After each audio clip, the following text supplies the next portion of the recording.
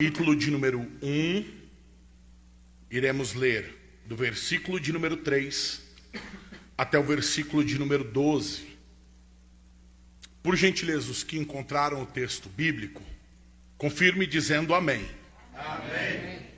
Assim está escrito: Bendito o Deus e Pai de nosso Senhor Jesus Cristo, que segundo a sua muita misericórdia, nos regenerou para uma viva esperança, mediante a ressurreição de Jesus Cristo dentre os mortos, para uma herança incorruptível, sem mácula, imarcessível, reservada nos céus para vós outros, que sois guardados pelo poder de Deus, mediante a fé, para a salvação preparada para revelar-se no último tempo.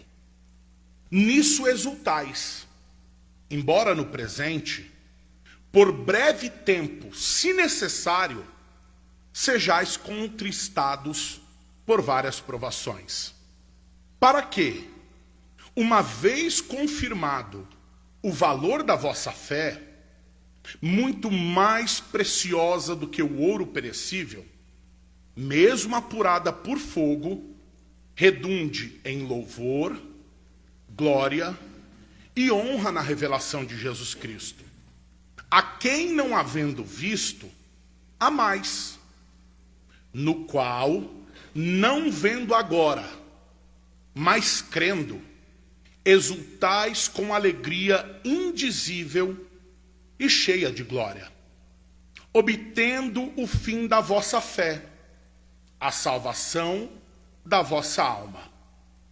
Foi a respeito desta salvação que os profetas indagaram e inquiriram, os quais profetizaram acerca da graça a vós outros destinada, investigando atentamente qual a ocasião ou quais as circunstâncias oportunas indicadas pelo Espírito de Cristo que estava neles, ao dar de antemão testemunho sobre os sofrimentos referentes a Cristo e sobre as glórias que o seguiriam.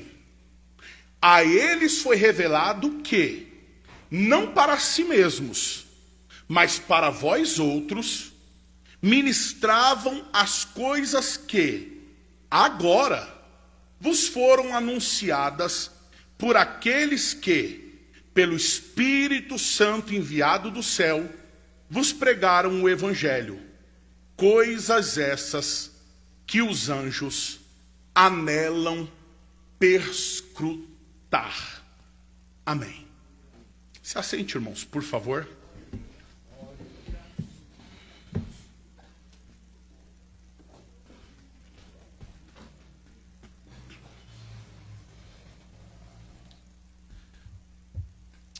Anteriormente, irmãos, nós vimos no primeiro sermão, baseado nos 2 primeiros versículos desta carta, que a igreja, ela é a eleita de Deus.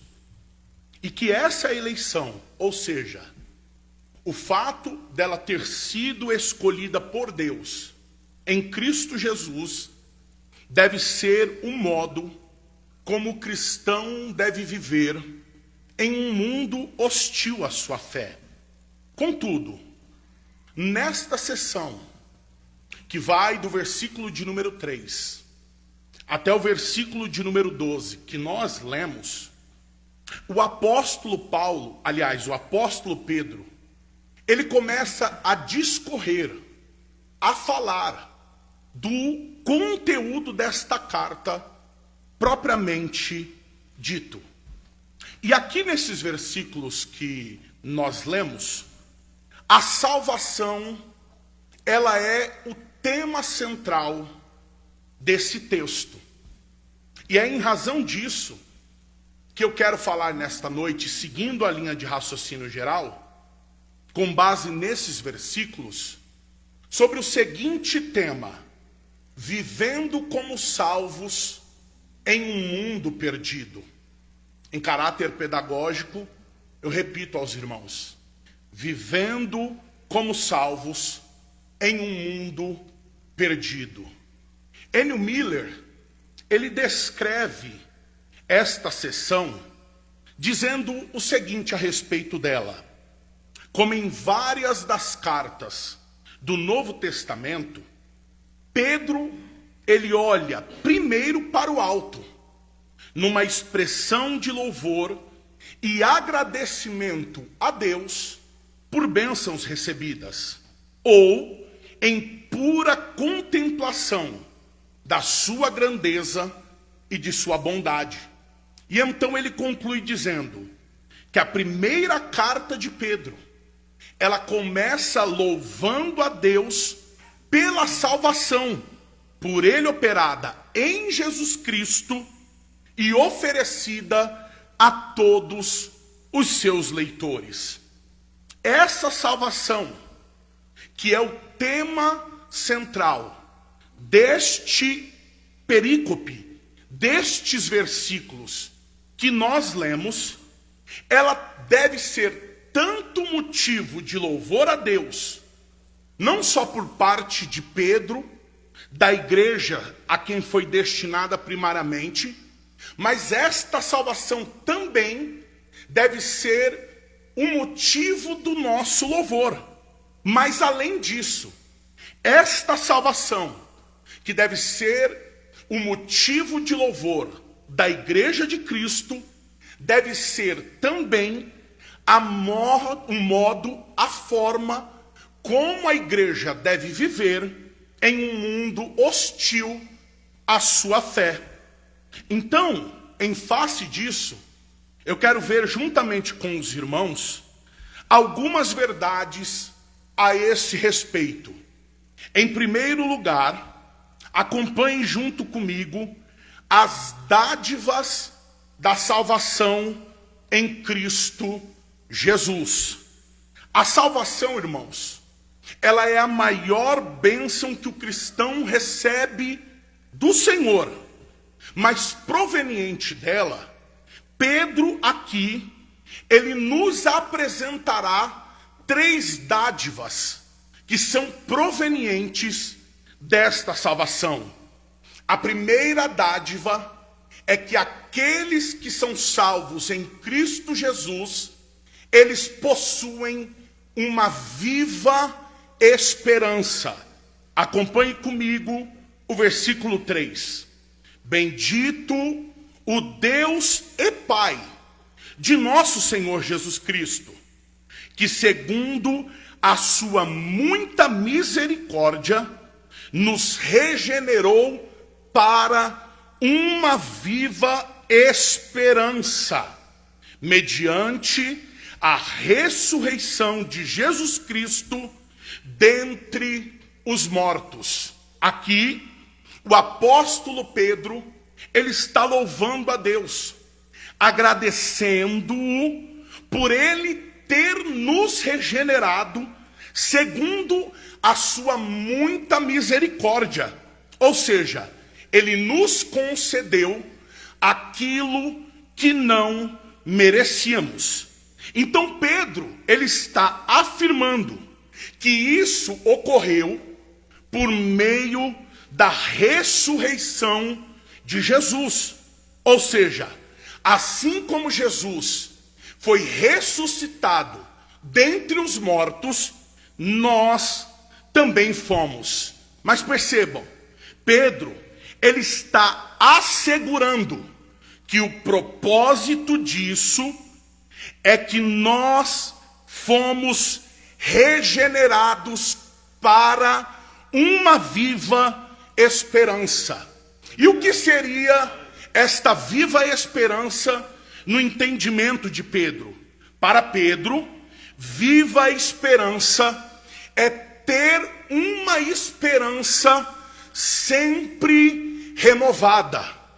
É ter uma esperança que não se desgasta. É ter uma esperança que não perece. E por quê? porque esta esperança não se baseia em nossos méritos. Esta esperança não se baseia em nossas qualificações. Esta esperança não se baseia em nossa capacidade, mas esta esperança sempre se renova porque ela está alicerçada no poder de Deus. Aleluia! Mas veja que a segunda dádiva proveniente da salvação que Pedro nos apresenta é uma herança celeste. Acompanhe comigo o versículo de número 4. Pedro continua a mesma linha de raciocínio do versículo 3. Então ele diz: para uma herança incorruptível, para uma herança incorruptível, sem mácula, imarcessível, reservada para nós outros nos céus, reservada para vós outros nos céus. A viva esperança que Pedro fala no versículo de número 3 está diretamente relacionada com a herança celeste que nós temos em Cristo. A viva esperança que Pedro falou no versículo de número 3, ela está diretamente relacionado com esta herança celeste que Pedro está falando no versículo de número 4. E por qual motivo? Por causa de Jesus. Por causa do que Jesus fez por nós e em nós, nós nos tornamos participantes da herança de Jesus nos céus. Eu repito, por conta do que Jesus fez por nós e em nós, ele nos lega o direito de participarmos no céu da herança que é dele, da herança que é exclusiva dele, da herança que é direito dele, mas por causa do que ele fez por nós e em nós. E é por isso, ou seja, por ser uma herança celeste, por ser uma herança que não está aqui na terra, por ser uma herança que está na eternidade por vir, que ela não se corrompe e não tem mácula. Por isso que esta herança o ladrão não rouba, a ferrugem não corrói, a traça não consome, porque esta herança está destinado a todos nós no céu. Sabe o que é glorioso nisso, irmãos? Ainda que aqui nós sejamos miseráveis, mas por causa de Cristo, do seu amor a nós, nós teremos uma herança nos céus. Nos céus. A terceira dádiva que Pedro apresenta como sendo proveniente da salvação é uma proteção salvífica. Acompanhe o versículo de número 5. Ele diz que sois guardados pelo poder de Deus, por meio da fé, para a salvação preparada para revelar-se no último tempo. Lendo este versículo, parece que Pedro está causando uma contradição com toda a sistematização a respeito da salvação apresentado nas Escrituras. Porque pelas palavras, parece que Pedro está falando que a salvação ainda vai acontecer, mas na verdade não. Precisamos entender que a salvação acontece em dois tempos. No presente, ou seja, quando cremos de todo o coração e confessamos com a boca que Jesus é o Senhor, mas esta salvação, ela também acontecerá no futuro, quando ela se completar nos céus. Mas vejam, aqui há um processo, há uma jornada, há um ínterim. Mas Pedro, ele lega uma promessa de segurança. Aqui, o apóstolo está assegurando que em razão da fé no poder de Deus, e não em nossos méritos ou capacidades, ele, o próprio Deus, nos guardará até que esta salvação seja completada em nós nos céus. Agora pense por um instante. Pedro escreveu esta carta para uma igreja que estava sendo perseguida, para irmãos que estavam sendo perseguidos, para irmãos que estavam padecendo inúmeros sofrimentos. Pense o refrigério que estas palavras trouxeram a estes irmãos. Por quê? Mesmo enfrentando perseguições, assim como as igrejas para quem Pedro escreveu, mesmo diante de oposições, adversidades ou dificuldades neste mundo, Jesus, ele nos prometeu: eis que estarei convosco até a consumação dos séculos. Sabe por que, Daniel, nada acontece com você? É porque ele está te guardando até a consumação dos séculos. Aleluia! Mesmo em meio à provação, ele não te abandona. Mesmo em meio à luta, ele não te abandona. Ainda que a tempestade venha sobre o barco, ele está com você no barco. Aleluia, aleluia,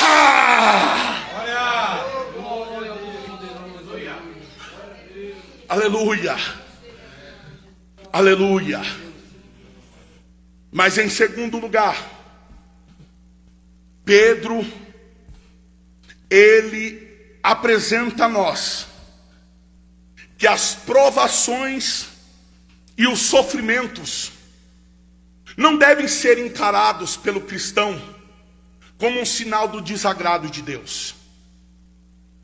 Pedro, ele apresenta para nós em segundo lugar que, na verdade, as provações e os sofrimentos são um meio, uma plataforma, uma oportunidade para que o cristão manifeste a sua fé genuína. Fé esta que é a base da salvação. Ao longo de toda a epístola, Pedro, ele vai propor aos leitores a não enxergarem as provações e os sofrimentos como se Deus os houvesse abandonado, ou como se Deus estivesse se desagradando deles. E especificamente nesses versículos, ou seja, do versículo 6 até o versículo de número 9, ele apresenta que as provações e os sofrimentos na vida cristã, eles são pedagógicos. Eles nos ensinam valiosíssimas lições.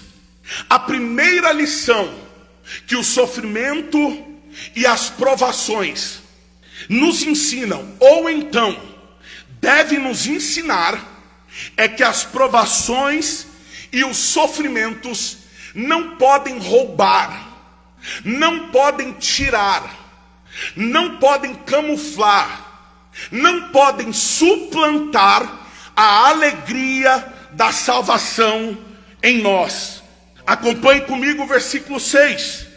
Pedro disse: nisso exultais, ou seja, nisso vocês devem se alegrar, nisso vocês devem exprimir, manifestar alegria, pois embora neste presente momento, por um período de tempo, se necessário, vocês devem ser contristados por várias provações.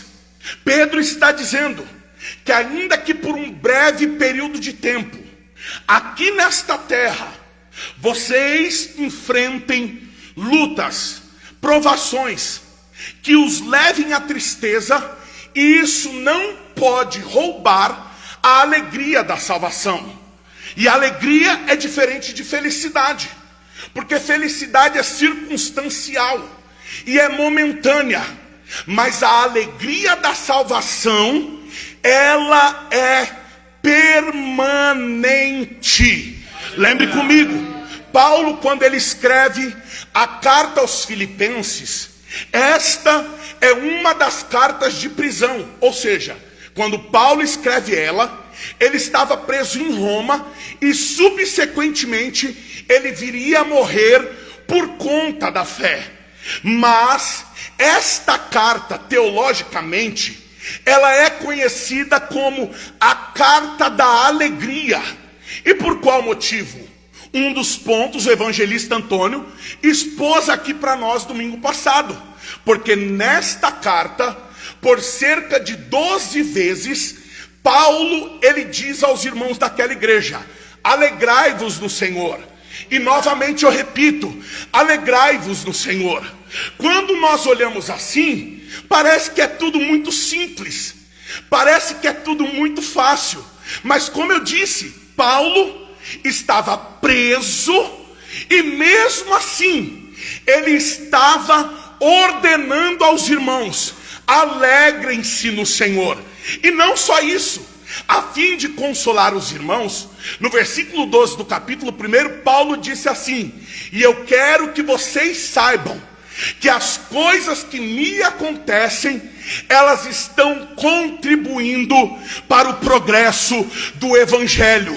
A vida cristã, ela sempre será uma oportunidade para que diante das perseguições e dos sofrimentos, nós manifestemos a alegria da salvação que está em nós. Por quê, pastor? Porque esta alegria, ela não depende da conta paga, ela não depende da despensa cheia, ela não vem da terra, ela vem do céu, do céu, do céu, do céu, do céu.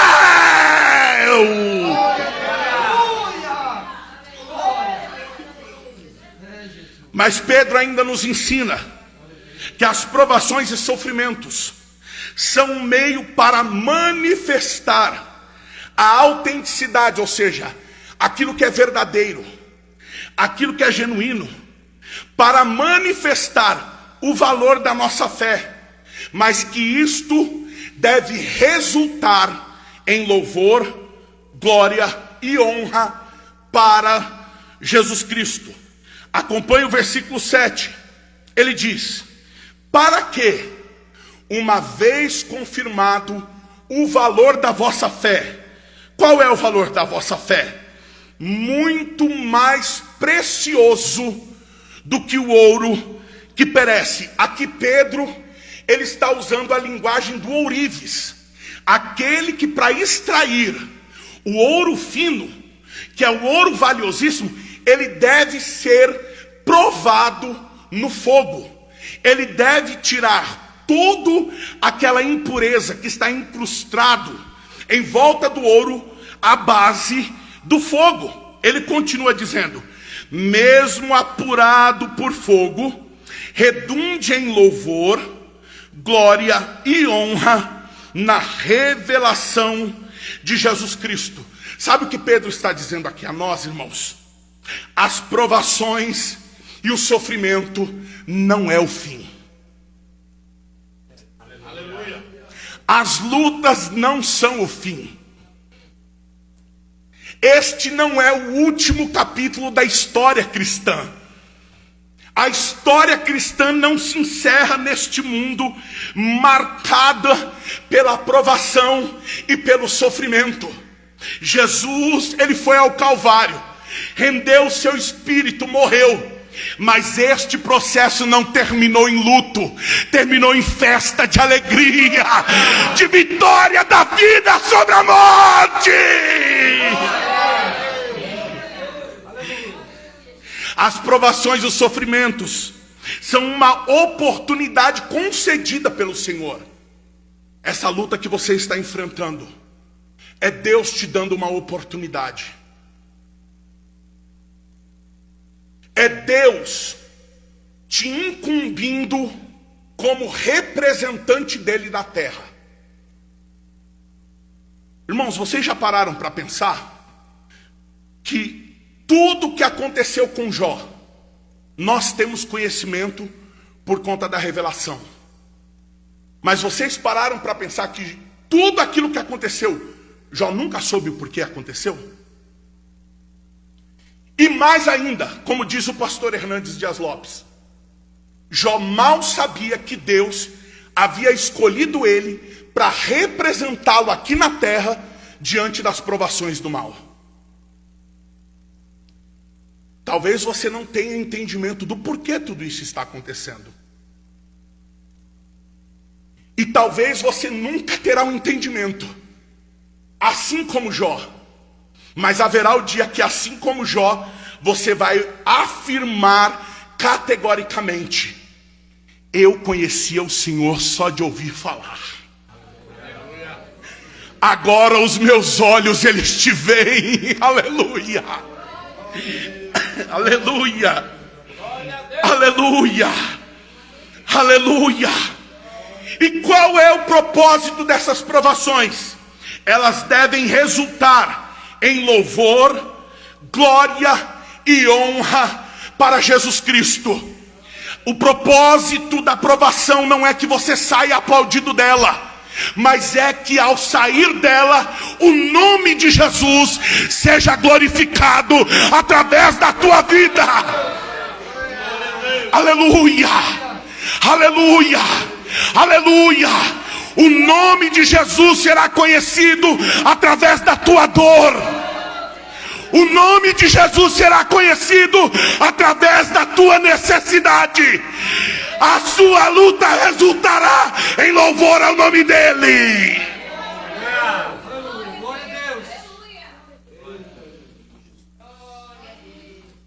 Pedro nos mostra que as provações e os sofrimentos também, elas são a oportunidade para que manifestemos esta fé autêntica. E que esta fé deve estar centralizada em Jesus. E que esta fé, ela deve revelar o amor, a confiança e a alegria inexprimível e gloriosa que temos em Jesus. Versículo de número 8. Pedro diz: a quem, ou seja, ele está falando de Jesus no versículo 7. A quem, não havendo visto, a mais, no qual, não vendo agora, mas crendo, exultais com alegria, exultais com alegria, exultais com alegria indizível e cheia de glória. As provações e os sofrimentos são propícias para quê?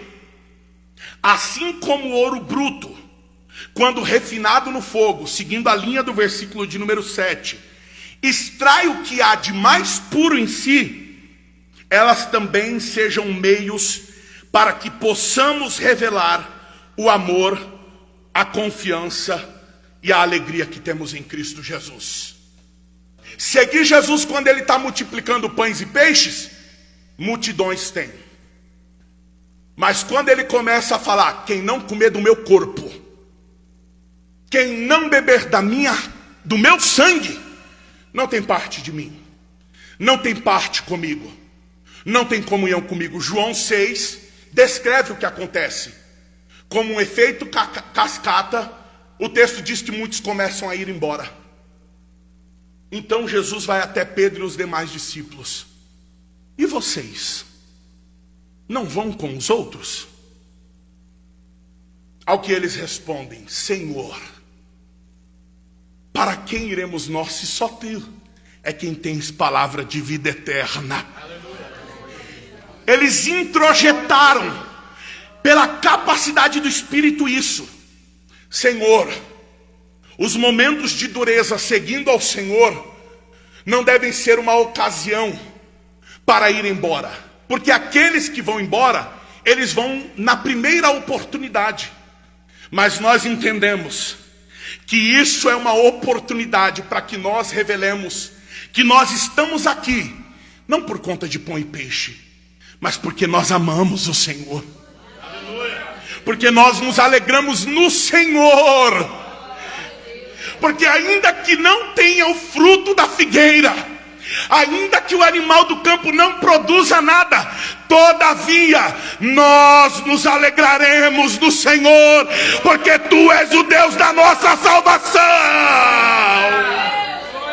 Glória a Deus.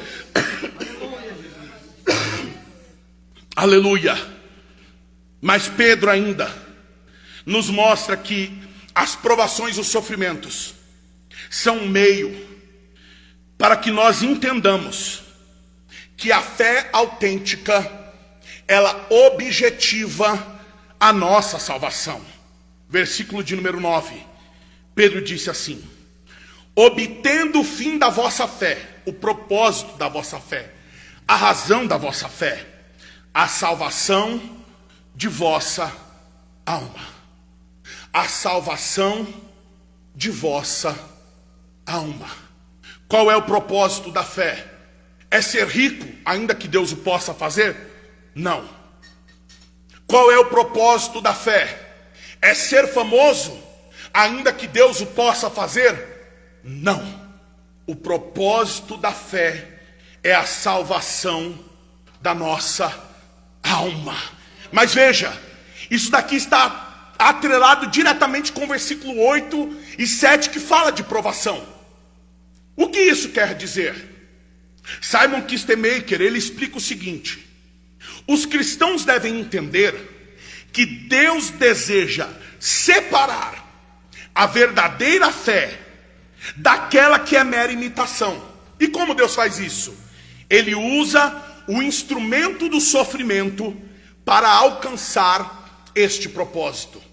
Ou seja, o sofrimento não é uma ação do diabo, é um instrumento na mão de Deus. Porque devemos lembrar o que disse Martinho Lutero, que até mesmo Satanás é um cachorro preso na coleira de Deus. Logo, de acordo com Pedro, o que nós devemos entender é que as perseguições e os sofrimentos são um meio para separar aqueles que dizem estar em Cristo. Sabe por quê, irmãos? Ao longo dessa jornada, nós nos deparamos com muitas pessoas, e que depois de alguns anos, temos notícias de que esses irmãos, essas irmãs que ainda amamos e devemos orar, mas não estão firmes, é porque eles apenas diziam amar a Cristo. É porque eles apenas diziam amar a Cristo. E por apenas dizer que ama a Cristo, no primeiro momento de adversidade, eles foram embora. Porque Paulo em 1 Coríntios 13 diz que o amor tudo suporta. O amor tudo crê. O amor tudo sofre. Então Deus usa o sofrimento para separar aqueles que dizem amar a Jesus daqueles que realmente amam a Cristo e que desejam estar com Ele por toda a eternidade. Aleluia, irmãos. Aleluia, aleluia, aleluia, aleluia, aleluia. Aleluia. Louvado seja Deus por sua vida. Porque mesmo apesar de toda a adversidade, de toda a luta, você ainda levanta todo dia dizendo: bendito seja o Senhor. Sabe por quê, irmãos? Porque ainda que o seu corpo seja carcomido aqui na terra por necessidade e chaga, a sua alma não almeja outra coisa senão estar com Ele no céu. No céu! No céu!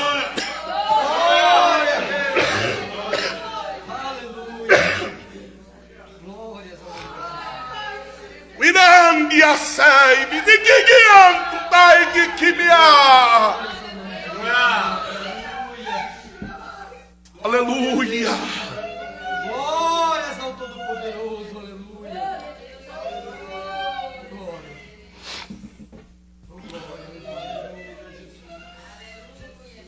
Oh, glória, aleluia. Oh, glória ao nome de Jesus Cristo, aleluia. Glória a ti. Mas em terceiro e último lugar, o apóstolo Pedro, ele assegura que esta salvação, ela é um cumprimento de uma promessa de Deus. Esta salvação que Pedro está tratando aqui ao longo desses versículos, ela não é um acontecimento aleatório, improvisado. Ela é uma promessa a todos os que crerem. Aqui, o apóstolo ele fala especificamente como uma promessa à igreja, mas ele trata esta promessa como sendo um processo histórico. Então Pedro, ao falar da salvação como o cumprimento de uma promessa, ele primeiro vai dizer que esta salvação, que é o cumprimento de uma promessa, ela foi o objeto de pesquisa e o teor da mensagem dos profetas. Acompanhe comigo o versículo 10. Foi a respeito desta salvação que os profetas indagaram. O que é indagar? Perguntaram. O que isso quer dizer? O que isso significa? Que palavras são essas? Foi a respeito dessa salvação, Pedro continua dizendo, que eles inquiriram. Sabe qual é a ideia de inquisidor? É você sentar alguém no banco dos réus e tentar tomar à força uma confissão daquela pessoa. Aí ele continua dizendo, os quais profetizaram acerca da graça a vós outros destinada. De acordo com Pedro aqui, irmãos, a salvação foi o objeto de pesquisa, bem como o teor da mensagem que eles pregavam. Ou seja, o que chegou Pedro... foi isso aqui, rapaz.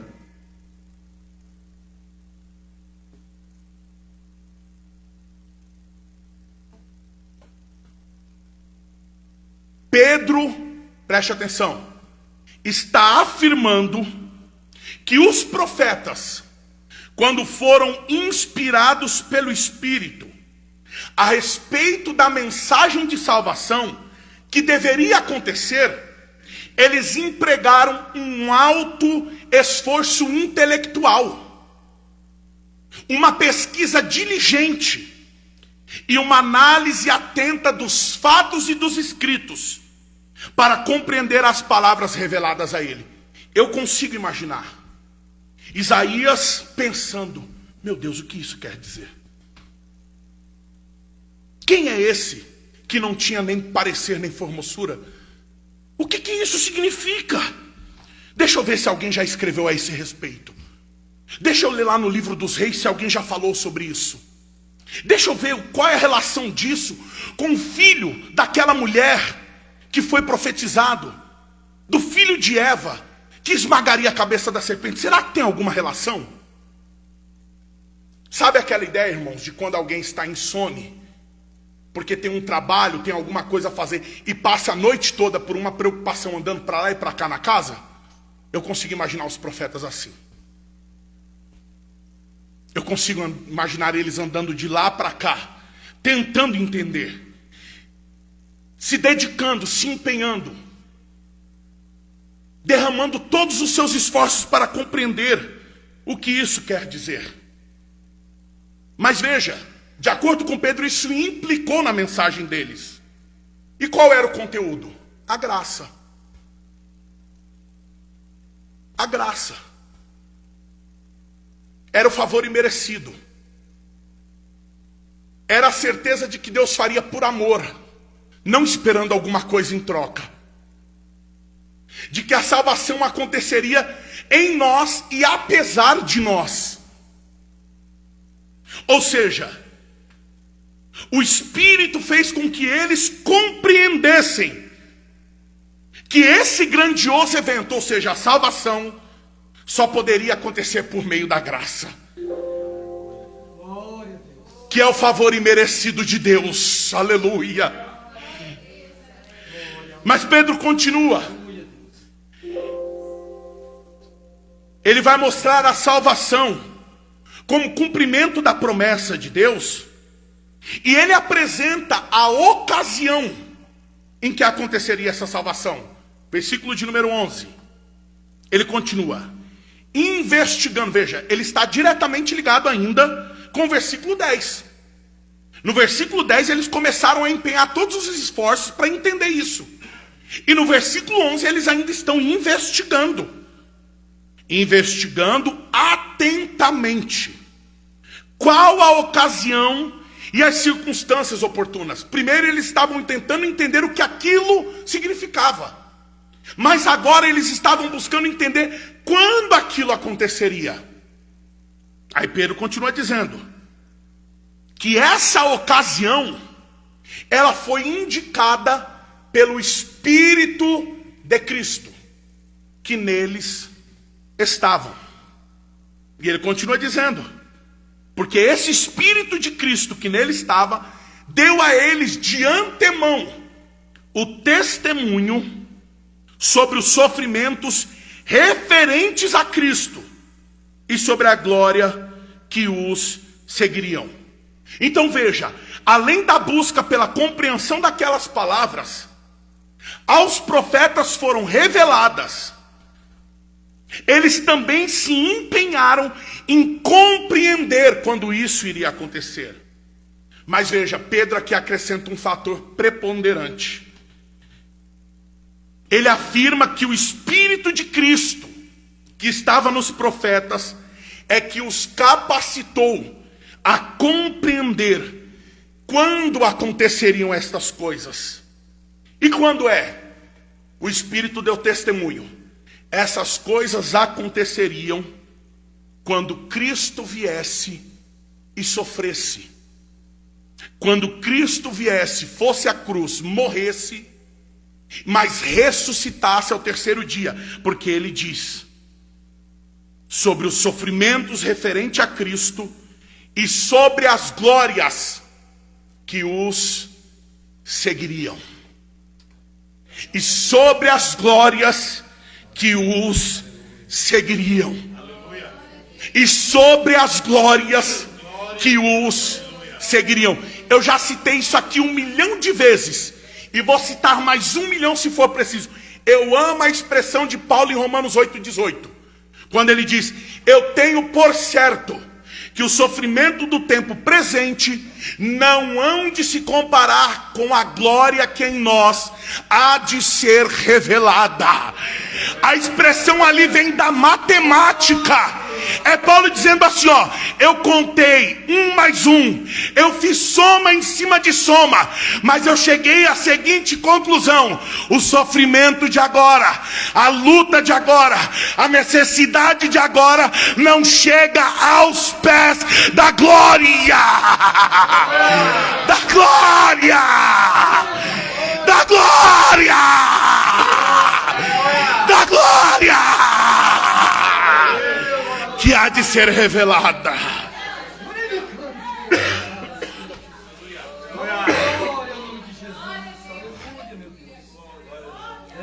E para encerrar, Pedro então fala especificamente sobre essa mensagem, a mensagem da salvação. Versículo 12, ele diz: a eles foi revelado que, não para si mesmos, Mas para vós outros, eles ministravam essas coisas que agora vos foram anunciadas por aqueles que, pelo Espírito Santo enviado do céu, vos pregaram o Evangelho. Coisas essas que os anjos anelam perscrutar. Aqui nós podemos dividir esse versículo em 4 pontos. Primeiro, Pedro está dizendo que esta mensagem dizia respeito à igreja. Ele diz na parte a eles foi revelado que, não para si mesmos, ou seja, não para eles, mas para vós outros. A mensagem de salvação anunciada pelos profetas, num primeiro momento, não diziam respeito a eles, mas sobre a igreja, sobre nós. Sobre nós, irmãos. Aquilo que foi dito por Isaías, num primeiro momento, ainda que historicamente não dizia respeito a ele, não se destinava a ele historicamente, se destinava a nós. Aleluia, aleluia. Segundo, na parte B do texto, Pedro diz que esta mensagem, ela foi autenticada pelo Espírito Santo. Parte B que diz assim, ministravam as coisas que agora vos foram anunciadas por aqueles que, pelo Espírito Santo enviado do céu, vos pregaram o Evangelho. É o poder do Espírito que autentica essa mensagem. Esta mensagem tem confiabilidade, irmãos. Não é porque foi Isaías que profetizou, não é porque foi Jeremias quem profetizou, mas é porque o Espírito Santo é quem autentica esta mensagem. Aleluia.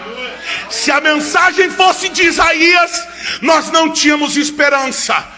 Mas esta é a mensagem daquele que do céu foi enviado para nos capacitar. E então ele encerra dizendo que esta mensagem, ela era motivo de anseio dos anjos. Olha o que ele diz no final do versículo: coisas essas que os anjos anelam perscrutar. Essa mensagem, irmãos, os eventos nela são tão grandiosos, são tão ricos, são tão impressionantes, que os anjos ansiavam por ela.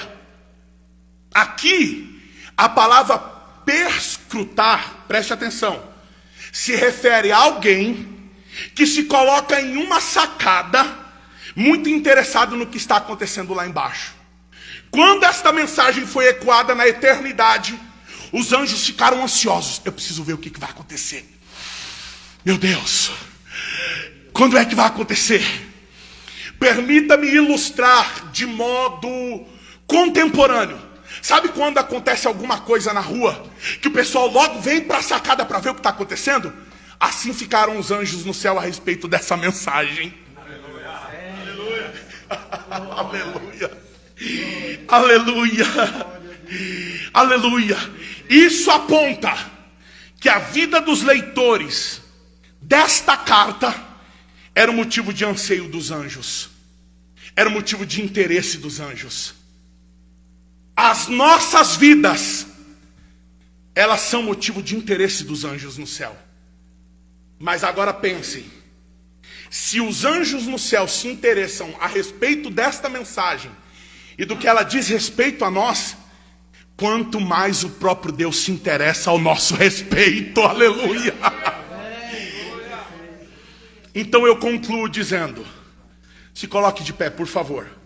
Pastor Joabson vai estar adorando a Deus, mas preste atenção. Eu concluo dizendo, as verdades aqui expostas, irmão, devem, assim como o apóstolo Pedro, fazer da salvação motivo de nosso louvor a Deus, bem como viver de acordo com essa salvação que graciosamente nos foi dada. Aleluia.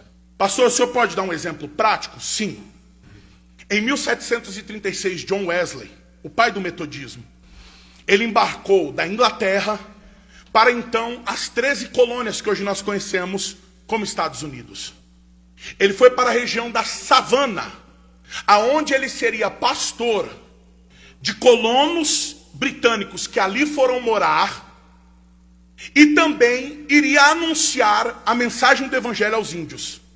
Nesta jornada, no dia 25 de janeiro, dentro do navio, além dos colonos, havia um grupo de irmãos chamados Irmãos Morávios, ou Irmãos Moravianos. E a história conta que nesse dia, houve uma tempestade tão grande que o leme principal do barco foi destruído pela força das águas. John Wesley ainda não tinha certeza de sua salvação à época. E ele possuía muito pavor em morrer sem ter certeza de sua salvação. Mas ele mesmo conta em seu diário pessoal que quando ele olhou para os irmãos moravianos, para as esposas dos irmãos moravianos e para as crianças dos irmãos moravianos, eles tranquilamente cantavam. Eles alegremente cantavam. Que ao passar isso, John Wesley pergunta: mas o que aconteceu? Vocês não tiveram medo? Ao que eles responderam: nem nós, nem nossas mulheres, nem nossas crianças têm medo de morrer. Porque essa é a certeza da salvação que nós temos em Cristo Jesus. O barco é a vida. A tempestade são os sofrimentos. Aqueles que não entenderam, não experimentaram a salvação, sempre ficarão atribulados. Mas nós, os que somos salvos em um mundo perdido pelas tempestades revoltosas da vida, devemos fazer assim como os irmãos moravianos. Devemos perenemente cantar ao Senhor. Aleluia. Devemos perenemente nos alegrar no Senhor. Devemos perenemente descansar sabendo que além do Rio Azul não haverá dor, nem pranto, nem choro, porque nós somos salvos em Cristo Jesus. Feche os seus olhos.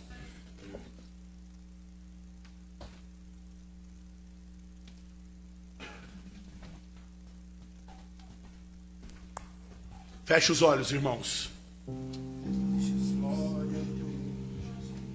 Eu quero que você reflita nesta mensagem exposta e que você cante, juntamente com o pastor Joabson. Pense nos irmãos moravianos. Se eles conseguiram cantar diante de uma tempestade que poderia levar o navio a pique, você pode cantar, apesar de toda a dor que você está enfrentando.